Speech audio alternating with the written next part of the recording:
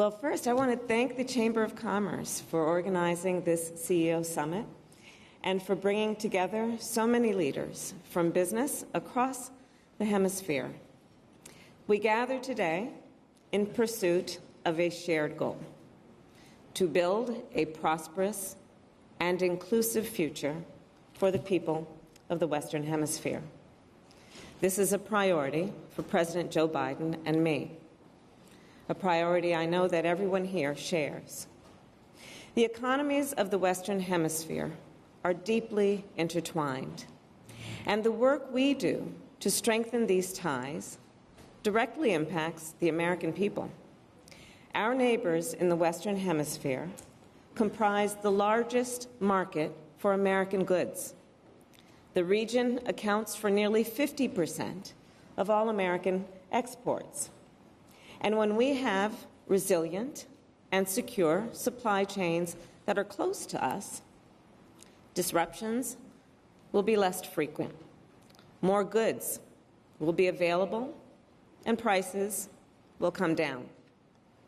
From Canada to Chile, a prosperous region benefits all our economies and creates more opportunities for our people. Here's how I see it. To realize a more prosperous future for our hemisphere, public-private partnerships are essential. Partnerships that combine the private sector and its experience and expertise with the reach and capacity that only governments can provide. By working together, we can unleash growth and opportunity that far exceeds what either the public or the private sector would achieve on its own. I want to offer a scenario. Imagine what could happen when governments and companies collaborate. So picture this. Imagine a woman in Honduras who lives in a small rural town. She's a single mother. She has 2 children. She does not have a formal education and has never had steady work. Instead, she takes on an odd job here or there. She often lays awake at night, worried about whether she can put enough food on the table, wondering if her children can break the cycle of poverty that is all too common where she lives. Then let's imagine a beverage company announces new investments sourcing coffee from her hometown in western Honduras. Imagine that the company then offers her a job cultivating that coffee. Imagine an international aid program provides lunch for her children at school, improving their nutrition and their health. That a financial company helps her open a bank account in the form of a digital wallet. Imagine that she now has some disposable income, and she saves, and she starts moving up the economic ladder. And then a telecommunications company makes an investment and connects her town to the internet. And she gains access to new information and online tools that will help her really reach into her imagination about what she can achieve. And so she then starts to think about an entrepreneurship based on her vision for herself and her community. Imagine that USAID provides her with a grant to establish her own ecotourism business, and that she accesses credit for the first time, and she hires employees, and her business grows, and she thrives. This story illustrates what I believe is possible when governments and business truly integrate our approach. This scenario is then our vision for millions of people as part of our strategy to address the root causes of migration from Central America. Last year, I began work to lead this effort, and I approached this task with three basic principles. First, I do believe most people don't want to leave home. They don't want to leave their grandmother. They don't want to leave the place where they worship and the community that they've always known. And so when they do, it is usually for one of two reasons. They are fleeing harm, or to stay means they simply cannot satisfy their basic needs or the needs of their family. The second principle that is informing our call to action and this approach is my and our belief that governments alone cannot address this issue. We must partner with the private sector if we are to have lasting impact and if we are to maximize our capacity. Third, I believe that to attract meaningful investment, part of our agenda and strategy must include a priority that is to combat corruption, promote the rule of law, reduce violence, and empower women. So these are the guiding principles that inform our root causes strategy. And this strategy is aligned with the importance that many of the leaders here know and live, the importance of paying attention to a good return on investment, consistency and predictability, a skilled workforce, and reliable infrastructure. As part of this strategy last year, I launched the call to action, focused on Northern Central America, and encouraged companies and civil society to deepen their commitment in the region and to expand collaboration, to invest, and to contribute to long-term development. In particular, I'd like to thank the Chamber of Commerce, the Partnership for Central America, and the 40 companies and organizations that have made commitments thus far. These are long-term efforts, and we are making progress. Yesterday, I announced we have now generated more than $3.2 billion. This investment is on track to generate tens of thousands of jobs.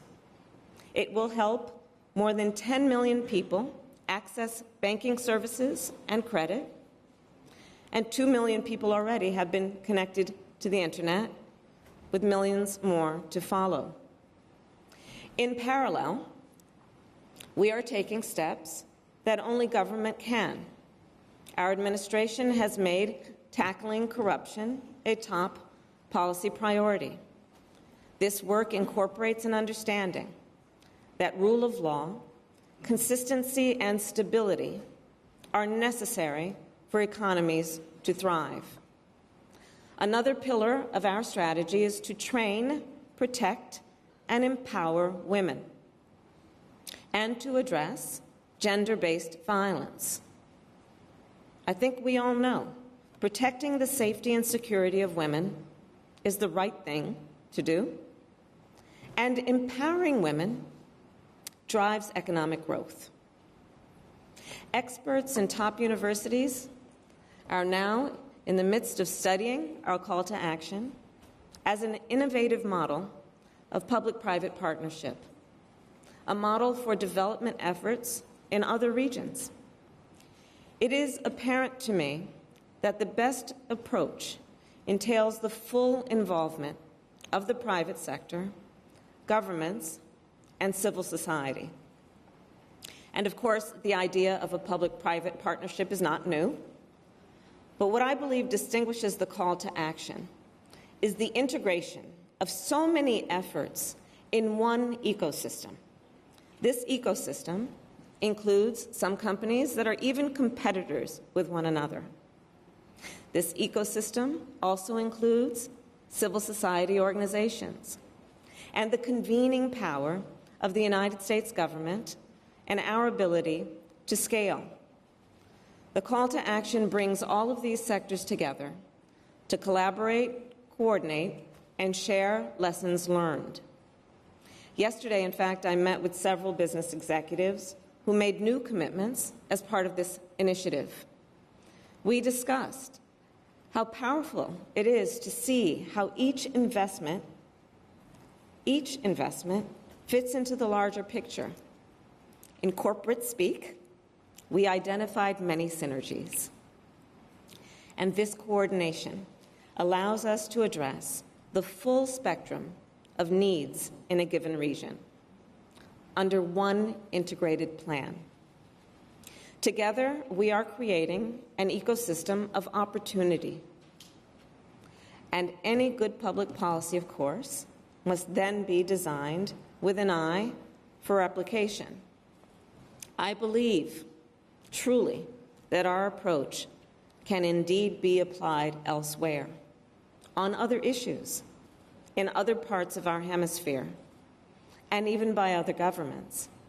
When I think about all the challenges we face in the Western Hemisphere, I know that they will require new and innovative coalitions between the public and private sectors. One size does not fit all, of course, but think about it. Economic inequality in our hemisphere is among the worst in the world. Women and girls in our hemisphere face far too many barriers and far too few opportunities. Many countries in the region are still struggling to recover from the pandemic. Health systems are strained. The climate crisis is mounting. And we continue to see corruption, migration flows, and democratic backsliding and violence. These issues affect all of us, and the solutions then must involve all of us. I believe there is untapped potential for us to partner in these areas and so many more, in the area of clean energy, food security, health, supply chains, infrastructure, and more. Later today, President Joe Biden will officially open the Summit of the Americas to lay out his ambitious vision for shared prosperity in our hemisphere, now and into the future. Our ongoing partnership with the private sector will play a crucial role in realizing this vision. And I urge all of the leaders here to consider what you can continue to do to partner within the context of the vision I know we share. Needless to say, each of you here has the power to act, to help solve some of the most pressing challenges of our time. Our partnership can create new opportunities for individuals to not only succeed, but to thrive. For companies, it can create new opportunities to grow and to innovate. And for our hemisphere as a whole, it can create new opportunities to connect and to prosper. I look forward to partnering with all of you in the months and the years ahead. I thank you for your leadership, and I look forward to the work we will do. Thank you.